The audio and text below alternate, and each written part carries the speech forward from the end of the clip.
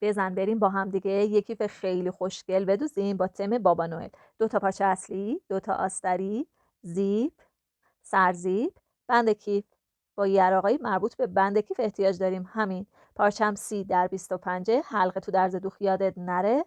پشت پارچم رو لای نمدی زدم و خط کشیدم، اما الان برش نمیزنم، اول میدوزم بعدا اضافه هاشو میبرم.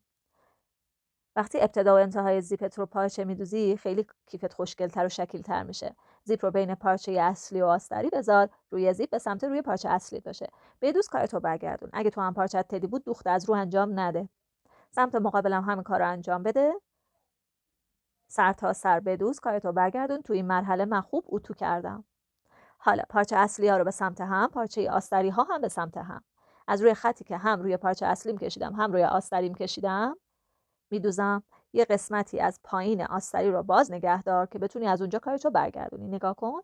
قشنگ خط بکش و از روی خطت بدوز. پایینش رو حتما هلال کن. وقتی برمیگردونی، وقتی تیز باشه خوب نمیشه.